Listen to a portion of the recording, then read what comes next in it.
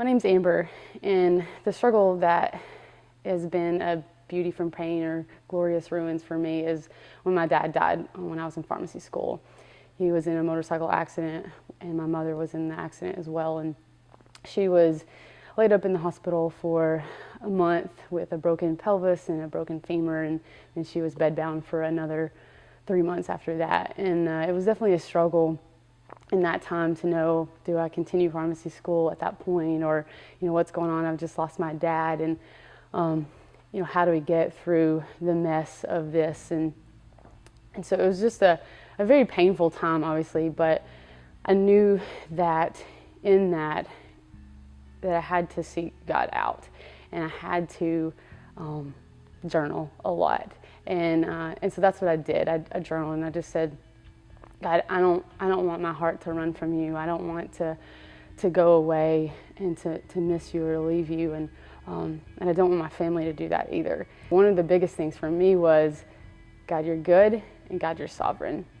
And over I've said that, and I've journaled that, and it's been sort of a cry for me, or I don't know, maybe even an anthem of God, you're good, God, you're sovereign. In the midst of that struggle, right after my dad passed away, the pastor that I had at the time, he was going to a youth conference, and he was able to share the story of my dad's passing to those teenagers. And so some kids got saved at that conference, and that was really cool.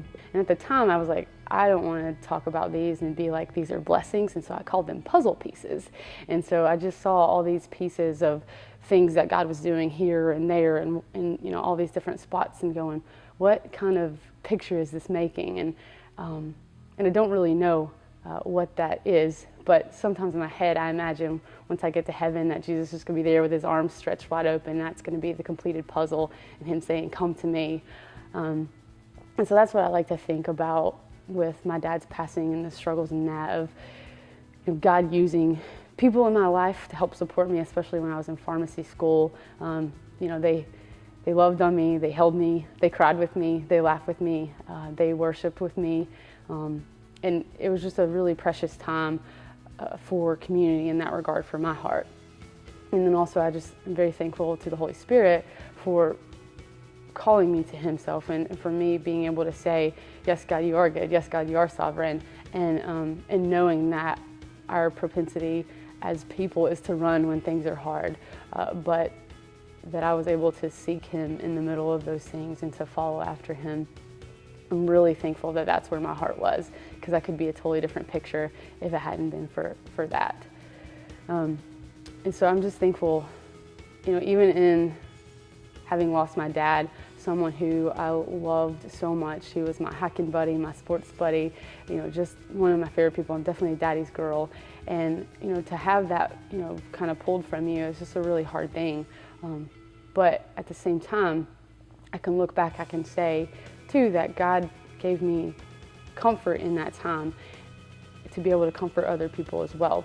Because within that same year, there were 3 people in my pharmacy school class that lost a parent, and I was able to talk to them and relate with them and comfort them in those times and say, I understand the situation, I understand your emotions, and be able to just to love on them a little bit. And so it seems like a fine price to pay for that, but if we look at the glorious ruins of it all, that's what it's about, of us using our story to make a difference, to make an impact with what God's done in our life, and how that we overcome, we triumph, and we're conquerors in him.